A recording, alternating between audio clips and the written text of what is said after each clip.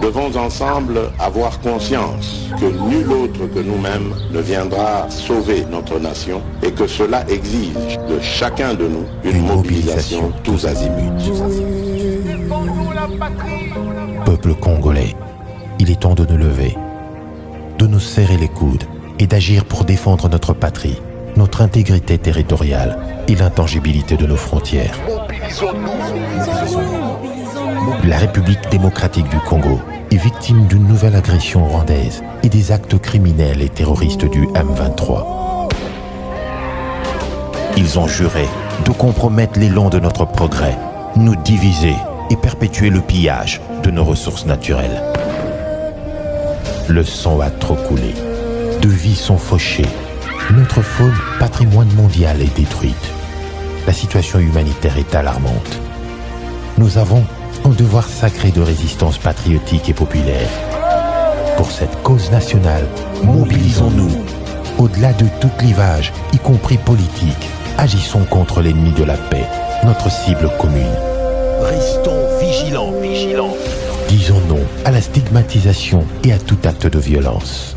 Exprimons toute notre solidarité aux compatriotes victimes de cette agression. Mobilisons-nous, apportant un soutien total et indéfectible à nos vaillants FARDC et à nos institutions pour rétablir la paix et la sécurité.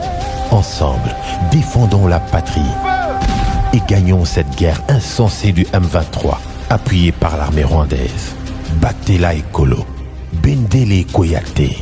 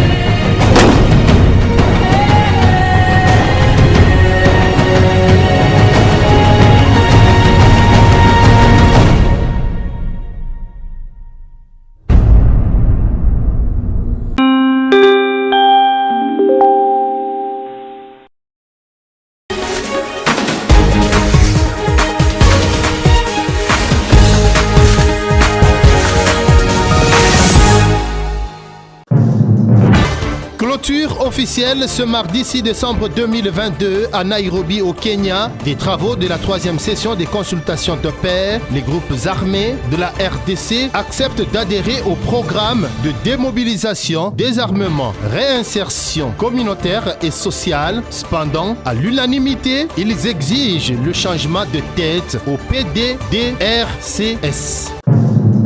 Massacre des civils à Kishiché, au nord Kivu, par l'armée rwandaise et le M23. Le bilan pourrait s'alourdir. On parle à ce jour de plus de 300 morts. Une barbarie rwandaise sous le sol congolais, présentée, exposée dans un briefing de presse spécial par le porte-parole du gouvernement. Il avait à ses côtés Julien Paluku Kaongia, ancien gouverneur du Nord Kivu, ministre de l'Industrie. À Kinshasa, plusieurs mois déjà que l'avenue Kasangulu Ayolo dans la commune de Kalamu est en train d'être réhabilitée, mais seulement les travaux connaissent une lenteur sans précédent. Voilà qui cause des dommages, parmi lesquels des embouteillages. Nos équipes étaient sur place. Tout le plaisir est pour moi de vous retrouver pour vous présenter cette édition du journal. Mesdames et messieurs, bienvenue parmi nous. Eh bien, c'est fait, la 3e session des consultations pour la paix en République démocratique du Congo qui s'est tenue à Nairobi, au Kenya, sous la facilitation de Uhuru Kenyatta, facilitateur désigné. Eh bien, cette 3e session s'est officiellement clôturée ce mardi 6 décembre 2022 avec cette bonne nouvelle. Les groupes armés ont accepté d'adhérer au processus PDDRCS CES, programme de désarmement, démobilisation, réinsertion communautaire et sociale. Mais ces groupes armés exigent le changement de la tête qui chapeaute ce programme PDDRCS.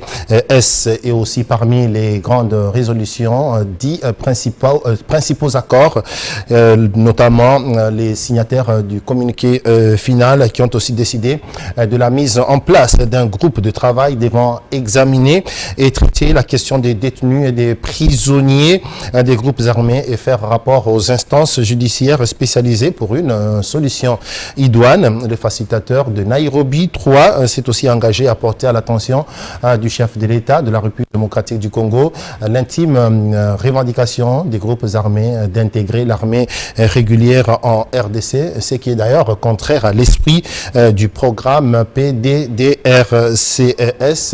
Une série de rencontres est prévue à Goma, à Bunia, d'ici le mois de janvier 2023 prochain. Le bilan des massacres de Kashishi dans la province du Nord Kivu, massacre des civils par l'armée rwandaise et le M23, eh bien ce bilan pourrait être revu à la hausse. On parle à ce jour de plus de 300 personnes, des civils qui ont été massacrés. Le ministre de l'Industrie, Julien Paluku Kahongya, ancien gouverneur de la province du Nord Kivu et personne ressource, l'a dit au cours d'un briefing de presse tenu lundi à Kinshasa, briefing de presse co-animé avec le ministre de la communication et des médias, Patrick Mouyaya. Eh bien, ces personnes qui ont été massacrées par le M23 ainsi que leurs alliés, l'armée rwandaise, ont été ainsi recensées par les organisations de la société civile plutôt de la province du Nord Kivu. Arlette Ngomba, Jacques Aboy. Le dernier massacre des populations à Kishiché dans le Nord Kivu a fait l'objet d'un échange lundi dans un briefing hebdomadaire spécial co-animé par le porte-parole du gouvernement et le ministre de l'Industrie, ancien gouverneur du Nord Kivu. Ces derniers sont donc revenus sur ce massacre dont le bilan pourrait s'alourdir à 300 morts, la société civile et le Barza communautaire ayant recensé jusque-là 272 civils tués. Les auteurs de ce drame ne sont autres que les terroristes du M23, donc le Rwanda. Ces derniers ont opéré ce massacre le 29 novembre 2022 dans cette localité située dans le Rutshuru. Pour Julien Paluku, la progression du M23 à Kishiché a pour objectif de contrôler la mine de la société minière et industrielle du Kivu, Sominki, pour extraire les minerais du Congo, principalement le pyrochlore qui contient le niobium, une matière première très recherchée dans l'aéronautique et l'informatique. Maintenant, quand vous voyez l'armée rwandaise aujourd'hui aller vers Kishiché, c'est parce qu'on poursuit la mine de Somikivu qui détient le pyrochlore. Le pyrochlore, c'est les minéraux qui entrent dans la fabrication de fusées. Et c'est recherché à travers le monde. C'est la mine de Somikivu qu'on est en train de suivre effectivement là-bas. Et aller vers Massissi pour contrôler la mine de coltan, parce que nous détenons 60% des réserves mondiales du coltan dans les Massissi. C'est particulièrement le pyrochlore et le coltan dans les Massissi qui fait l'enjeu de la guerre. Et au niveau international, on connaît tout ça. Et c'est pourquoi il a le soutien, parce que les réseaux mafieux qui exploitent illégalement les minéraux sont derrière ces entreprises-là. Plus loin, le ministre Paluku a fait savoir que chaque communauté a recensé ses membres avant d'établir ce bilan et que la plupart des personnes tuées sont des civils qui se trouvaient à l'église adventiste. Julien Paluku a expliqué également que le M23 sur le sol congolais procède par une stratégie d'élimination sélective de toute une communauté. Une stratégie qui permet à Kigali de survivre au niveau international car Kagame veut avoir le contrôle politique, militaire et économique. Toutes ces guerres, a-t-il dit, se sont fait accompagner des massacres depuis Masika, Makobola, Kiwanja, Kishiché, etc. Ces actes ne resteront pas impunis et les responsables y répondront devant la justice. Et au cours de ce briefing de presse, Julien Paluku Kahongya, ministre de l'Industrie et ancien gouverneur de la province du Nord Kivu, a aussi évoqué la question des FDLR, prétexte toujours de Paul Kagame. Eh bien, pour Julien Paluku, le prétexte FDLR est un ingrédient de Paul Kagame pour qu'il puisse continuer à survivre au niveau international. On l'écoute. FDLR, c'est un ingrédient qu'utilise effectivement le régime rwandais pour survivre au niveau international. La preuve, c'est quoi? C'est que si vous voulez connaître l'âge de FDLR, il faut vous interroger sur l'âge du président Kagame. Parce qu'en 1990, il y avait deux armées en face. Il y avait le FPR, dans lequel était le président Kagame, et il y avait les Interahamwe, qui faisaient partie de l'armée de Habyarimana. Donc c'est ça l'âge moyen. L'âge moyen de ces gens-là, c'est celui-là. 60, 70 ans, 80 ans. Et donc continuer à mentir l'opinion que la RDC alimente les FDL pour attaquer le Rwanda, c'est tout simplement utiliser un argument qui est consommable au niveau international pour se faire une santé internationale. Sinon, il n'y a aucunement une politique de la RDC qui peut utiliser les vieilles gens de 60, 70, 80 ans pour penser que c'est cela qu'on peut organiser pour aller attaquer le Rwanda. Mais comme c'est une partie des génocidaires qui étaient restés au Congo et qui errent dans la forêt. Si vous le voyez, c'est des vieilles gens qui vivent de la cueillette et de la chasse dans les forêts, qui ne peuvent constituer aucunement une menace. Alors, maintenant, la stratégie, c'est quoi? C'est de continuer à tirer sur cette fibre-là pour survivre, comme je l'ai dit, au niveau international, alors qu'il sait lui-même pertinemment bien qu'il n'y en a plus parce que du temps où j'ai été gouverneur, nous avons rapatrié des centaines et des centaines de combattants rwandais. Nous avons rapatrié des centaines et des centaines de réfugiés rwandais chez eux. Et les statistiques aujourd'hui démontrent qu'il ne reste plus qu'autour de 500 éléments combattants rwandais en République démocratique. 500, je vous donne les chiffres. Du 28 au 29 novembre dernier, il s'est tenu à Londres, au Royaume-Uni, une conférence mondiale sur la prévention des violences sexuelles liées au conflit, la République démocratique du Congo. Il a été représenté par la première dame de la République, à savoir Denise Nyakero Tshisekedi. Elle n'a pas loupé cette occasion pour dénoncer l'agression rwandaise dont est victime la République démocratique du Congo. Bijoui Dikalemo, Sephora Mazouakiviki. C'est sous le thème « La prévention des violences sexuelles liées au conflit » que les agences des Nations Unies et les gouvernements du monde se sont donné rendez-vous à Londres, au Royaume-Uni, pour échanger sur cette problématique qui affecte les vies, en particulier celles de femmes et filles. Dans son intervention, la première dame de la République démocratique du Congo, Denise Nyakero Tshisekedi, représentant le pays en sa qualité de la championne globale de la prévention des violences sexuelle liée au conflit, a saisi cette opportunité pour dénoncer l'agression rwandaise sur le sol congolais via le M23 tout en déplorant des millions de morts. À présent, une guerre injuste est menée contre mon pays, la République démocratique du Congo, par des groupes terroristes soutenus par le Rwanda, et cela nous concerne tous. Un cycle répétitif des conflits au cours desquels le viol a été massivement utilisé et continue d'être utilisé comme une arme de guerre. Il va sans dire qu'en l'absence des conflits, nous n'aurons pas à déplorer toutes sortes de crimes graves dont les violences sexuelles. Il est donc plus qu'urgent de travailler à la prévention de ces conflits et de promouvoir ce qui unit plutôt ce qui nous divise, et ce, dans le respect mutuel et un élan d'amour et de fraternité.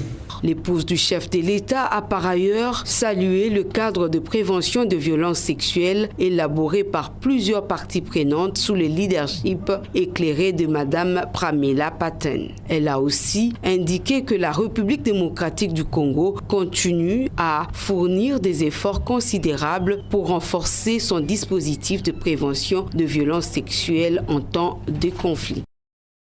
La mise en place des forces régionales africaines devient de plus en plus courante pour lutter contre le terrorisme, mais aussi contre les coups d'État.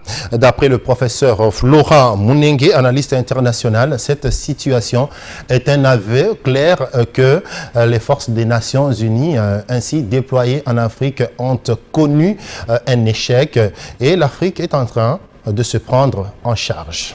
Après la création et le déploiement de la force régionale de la Communauté des États de l'Afrique de l'Est en République démocratique du Congo, la Communauté des États de l'Afrique de l'Ouest CEDEAO vient à son tour de décider de mettre en place une force régionale. Si en République démocratique du Congo, la force régionale de l'EAC vise à éradiquer les groupes armés, celle de la CEDEAO aura pour mission de traquer les djihadistes et lutter contre les coups d'État dans la sous-région africaine de l'Ouest. Selon le professeur Florent Mounengue, analyste international, cela prouve l'éveil d'autoprise en charge pour l'Afrique. Depuis un certain temps, les aides internationales se sont avérées vraiment précaires et imprévisibles vis-à-vis surtout du continent africain. Ce n'est pas la première fois que les forces régionales sont créées par les Africains. En plus que dans l'ensemble des traités qui créent les organisations internationales africaines, on prévoit une sorte de sécurité collective dans ces sous-régions-là. Maintenant, il s'agit d'un réveil étant donné que les forces internationales onisiennes ont failli à leur mission à travers le monde. Et surtout, désormais, ces forces ne sont plus acceptées par la population. Alors, il faut changer la manière de voir les choses et de faire les choses. Il faut lui faire qu'il s'agit d'un réveil, bien sûr. Sur le plan d'autofinancement de ces forces, ça permet aux États africains de ne plus dépendre sur le plan politique vis-à-vis de l'Occident. C'est ça la motivation. Mais l'interrogation demeure sur l'efficacité de ces forces sous-régionales et régionales, étant donné que même dans les clauses, on a toujours tendance à recourir à l'ONU d'une manière ou d'une autre pour aider ces forces qui sont en train de se constituer. C'est un réveil vraiment patriotisme des Africains qui veulent faire les choses en touchant dans leur propre poche. Donc résoudre les problèmes congolais et africains. Le projet de création d'une force régionale dont les contours ne sont pas encore bien connus sera financé par les pays membres de la CEDEAO.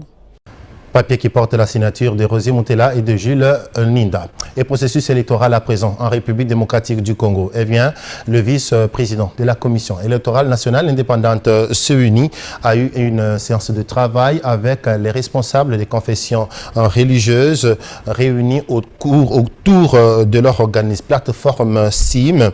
L'objectif était de solliciter leur implication pour la réussite du processus électoral, avec en particulier l'identification et l'enrôlement des électeurs. Suivez. À quelques jours du lancement de l'opération d'identification et d'enrôlement des électeurs dans sa première ère opérationnelle prévue le 24 décembre, la Commission électorale nationale indépendante multiplie des stratégies pour la participation de tous. Voilà qui justifie la visite ce jour du deuxième vice-président de la centrale électorale au siège de la Commission d'intégrité et médiation électorale. Didi Manara est venu solliciter l'accompagnement des pères spirituels concernant la grande activité de sensibilisation qui commence déjà. Alors, on ne peut absolument pas sensibiliser la population et laisser de côté nos pères spirituels qui représentent pratiquement l'âme même de la population congolaise. Voilà l'objet de notre visite ici et nous sommes très heureux qu'à chaque fois que nous sollicitons l'appui de nos pères spirituels, nous l'avons toujours obtenu. Et nous pensons que le peuple congolais qui veut avoir les élections dans le délai constitutionnel, c'est-à-dire les élections le 20 décembre 2023, le peuple congolais va être avec les pères spirituels, avec la Commission électorale nationale indépendante, pour que ces élections-là soient réellement crédibles, apaisées, mais surtout également inclusives. Pour sa part, le président de la plateforme des confessions religieuses, l'évêque général Dodo Kamba, a émis le vœu de voir le processus électoral aboutir avec succès. Nous voulons à ce que les choses se passent de la bonne façon possible. Donc pour nous, avoir tout un mois pour cette question, c'est une très bonne chose. Et nous sommes suffisamment préparés et nous sommes prêts et nous apprécions à sa juste valeur. Comme pour dire, ça nous arrange énormément, nous sommes dedans et nous travaillons sur la question. Signalant que cette communauté religieuse compose la plateforme Confession religieuse. Le directeur général de l'Institut supérieur des techniques médicales de Mbandaka dans la province de l'Équateur, le professeur Mputu Bokenga, a, à travers la fondation qui porte son nom, sensibilisé la population du territoire de Bikoro à s'enrôler massivement lors des opérations qui vont débuter d'ici là et lancées par la Commission électorale nationale indépendante CENI. Delphin Bambi. À quelques semaines de l'opération d'enrôlement des électeurs, le directeur général de l'ISTEM Mbandaka, professeur ordinaire Mputu Bokenga Faustin, se lance dans la sensibilisation des habitants du territoire de Bikoro avec le concours de sa fondation. Tout récemment, il a effectué des déplacements du secteur des Elanga, précisément en Penzele, pour expliquer en long et en large à ses frères et sœurs en âge de voter la nécessité de se faire enrôler. Ceci en vue d'obtenir l'augmentation du nombre des sièges à la députation nationale et provinciale. Il a surtout insisté auprès de la jeunesse d'éviter de s'enrôler plusieurs fois sous peine d'annulation. Partout où il est passé, l'ambiance était au zénith, avec comme point culminant quelques pas de danse folklorique ainsi que son message. Bana ilanga bala Bikoro na sengi bino. Soki bafungoli bureau d'enrôlement. Bokenda ebele bokela kozwa carte ya sika. Pour soki tozui nombre ya ba électeurs ekobakisama, nombre ya ba députés nationaux eza 2 ekokoma 3 ekokoma 4. Nombre de députés provinciaux ekolongwa na 3 tokokoma na 4 tokokoma na 5. Mais pour yango ebongi ete union saza na âge ya kovoter. Tokena na ba bureau de vote tozwa carte moko moko. Par ailleurs, en sa qualité d'acteur de développement, l'initiateur de la fondation Mputu Bokenga a amené dans sa gibecière du matériel pour permettre à la population de ces coins de suivre les matchs de la Coupe du Monde. Il s'agit d'une antenne parabolique, des téléviseurs, des batteries, des panneaux solaires et autres. Ce don a été reçu avec enthousiasme par l'ensemble de la population sur place. Et à la Chambre haute, le Sénat, une plénière a été organisée lundi et cette plénière a porté sur l'examen en seconde lecture du projet de loi des finances de pouvoir central de l'exercice 2023. Après débat et délibération, le président du Sénat a décidé d'envoyer ce texte à la Commission économique et financière et contrôle budgétaire pour approfondissement. Lisette Kenga Kelekelo. Envoyé en seconde lecture à la Chambre haute du Parlement, les sénateurs ont décidé de confier le projet de loi des finances à la Commission économico-financière pour un examen approfondi. Une décision prise conformément aux prescrits des articles 125, 126 et 127 du règlement intérieur du Sénat. Pour doter la République démocratique du Congo d'un budget conséquent, en cette période où le pays fait face à une agression rwandaise, chaque commission permanente de la Chambre haute du Parlement a été aussi invitée à envoyer un délégué aux travaux de la commission ECOFIN en vue d'enrichir le projet de loi des finances sous examen. La commission ECOFIN reste par ailleurs ouverte à tous les sénateurs désireux apporter des amendements à cet important projet de loi. La commission économico-financière du Sénat a obtenu de la plénière un délai de 7 jours avant de revenir présenter son rapport le 12 décembre prochain à la plénière. Pour sa part, le président du Sénat, Modeste Bahati, a saisi l'occasion pour condamner avec la dernière énergie le massacre perpétré la semaine dernière à Kashiché, dans le territoire de Rutshuru, au nord Kivu, par les éléments du M23, bras armé du Rwanda, qui sèment la mort et la désolation à l'est de notre pays. Certes, les tueries sont légion dans l'est du pays depuis plusieurs années, perpétrées principalement par des terroristes et autres groupes armés.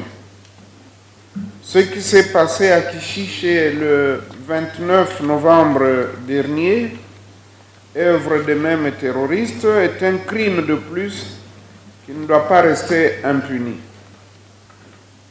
Selon les dernières informations, il y a eu plus de compatriotes civils tués, des maisons incendiées et plusieurs personnes disparues. Il faut noter que c'est depuis le 15 septembre dernier, lors de la rentrée parlementaire, que le gouvernement Samalou Kondé avait déposé à l'Assemblée nationale le projet du budget 2023, évalué à 14,6 milliards de dollars. Après son examen à l'Assemblée nationale, ce projet a été porté à 15,8 milliards de dollars. Le Sénat, qui l'examine en seconde lecture, n'a que moins de 15 jours pour l'améliorer encore, afin de doter la RDC d'un budget 2023 à la hauteur de ses ambitions avant la clôture de la session ordinaire en cours prévue pour le 15 décembre 2022. Dans la province de Kwilu, les députés provinciaux ont voté le projet de budget du gouvernement provincial pour l'année prochaine 2023. C'est là après la riposte faite par le gouverneur de province, Willy Itchoundala, aux préoccupations qui avaient été soulevées par les députés provinciaux. Benoît de Grofdal. 48 heures ont suffi au gouverneur de la province de Kwilu, honorable Willy Itchoundala Hassan et tout son gouvernement pour des analyses approfondies sur des réactions trop techniques et professionnelles des députés provinciaux sur le projet dédié de la province de Kwilu, exercice 2023. De nouveau, devant l'organe délibérant du Kwilu, c'est un Willy Itchoundala Hassan, très technique, bref, clair et surtout précis, qui répond coup sur coup à toutes les préoccupations des élus provinciaux du Kwilu. Ainsi, le speaker de l'Assemblée provinciale du Kwilu, honorable Serge Makongo Kangantima, soulève son marteau pour le vote qui permet à tous les députés, comme un seul homme, d'accepter ce budget du Kwilu à la grande satisfaction de l'autorité provinciale. Depuis le grand Bandou, les autorités provinciales ont été de nos côtés. Je suis le premier à venir rompre avec cette histoire de l'orateur. Monsieur le gouverneur, donc nous pouvons être fiers de notre bilan parce qu'il y a la faculté de médecine, que ce soit à l'université de Kipit, que ce soit à l'université de Bandou. Si aujourd'hui elles n'ont pas subi la fermeture, c'est suite au bâtiment que nous avions construit. En dépit du vote à l'unanimité de ce budget, quelques députés provinciaux, même avoir voté, ne sont pas convaincus des réponses du gouverneur. Que le gouverneur des provinces est passé à côté de tout ce que nous lui avons demandé. Ça, moi, je dis non. L'école Toluka Posé, ils connaissent bien, Boulungu existe bel et bien. Cette école-là a été construite par le fait commerçant Boussanga. L'école existe. Le gouverneur n'a jamais réhabilité cette école-là, sauf qu'il est allé construire une salle polyvalente. Que bénéficierait la population d'Enkara par rapport à cette salle polyvalente? Notez que le budget de la province du Kwilu, exercice 2023, se lève en équilibre, dépenses et en recettes à 383 milliards 058 928 664 de francs congolais. Et dans la province du sud Kivu, une récente étude menée sur la malnutrition par l'école de santé publique de l'université catholique de Bukavu a révélé un taux très élevé de malnutrition dans 5 zones de santé de la province du sud Kivu. Eh bien, le rapport de cette enquête a été présenté lors d'une conférence organisée à Bukavu, chef-lieu de la province du sud Kivu. Ernest Mouero, il revient. Dans cette conférence de présentation des résultats, il a été clarifié que cette enquête menée en juillet 2022 dans les zones de santé de Mwana, Mobumbano, Kaziba, Nyangezi et Idui a relevé un niveau de malnutrition inquiétante auprès des enfants de moins de 5 ans. Pour toutes ces zones de santé, elles ont une malnutrition aiguë au-delà de 5%. Et pour la malnutrition chronique, toutes ces zones de santé sont au-delà de 50%. Kaziba en tête avec 62%. Pour la coopération suisse qui a financé le projet, cette situation est inquiétante et appelle à une convergence d'efforts pour préserver le bon développement des milliers d'enfants. Nous voyons que c'est une problématique de développement. Nous parlons ici d'une malnutrition chronique. Donc, ce n'est pas seulement lié à des situations conjoncturelles, mais c'est aussi lié à des situations structurelles de ce pays. Et il faut prendre toutes les mesures, tous les acteurs qui sont actifs sur ce thème, lier les forces. Et nous appelons à un engagement encore élevé dans la lutte contre la malnutrition. Dans cette conférence lancée par la division provinciale de la santé, plusieurs présentations sous forme de bilan des études en province sur la malnutrition ont été faites, suivies d'une projection d'un documentaire réalisé par Baki 20, ce qui a ouvert le débat. Devant les conséquences expliquées par les experts, notamment la mortalité élevée des enfants et leur invalidité, un début d'appropriation est manifeste chez les élus. Comme nous sommes en session budgétaire d'ailleurs, c'est quelque chose qu'on doit présenter à l'hémicycle, de dire qu'on doit incorporer quelque chose dans ce sens. C'est un plaidoyer que nous allons faire. Nous avons suscité la discussion et nous pensons qu'une feuille de route sera issue des discussions, des échanges d'aujourd'hui, parce que nous voulons que tout le monde s'approprie ces problèmes de malnutrition, parce que les chiffres sont vraiment alarmants. Signalant que l'étude a été faite sur un échantillon variant entre 600 à 900 enfants par zone de santé, avec la méthode SMART validée par l'OMS. Nous allons à présent parler de la réhabilitation de l'avenue Kassangoulou au quartier Yolo dans la commune de Kalamou. Eh bien, la réhabilitation de cette route est en train de connaître une lenteur sans précédent. Les populations aux alentours s'inquiètent car la route est longtemps bloquée, voilà qui cause notamment des embouteillages. Vosa, Patricia et Bijou Idi et Kalemo y étaient. Lancé depuis plusieurs mois déjà, le travaux de réhabilitation de l'avenue Kassangoulou dans le quartier Yolo Sud dans la commune de Kalamou n'évolue pas comme convenu, situation que déplorent les habitants de cette partie de la ville. Les travaux de construction sur cette avenue Kassangoulou connaissent une grande lenteur et s'effectuent avec beaucoup de négligence et légèreté. C'est pourquoi ces travaux nécessitent un suivi de la part de ceux qui les coordonnent.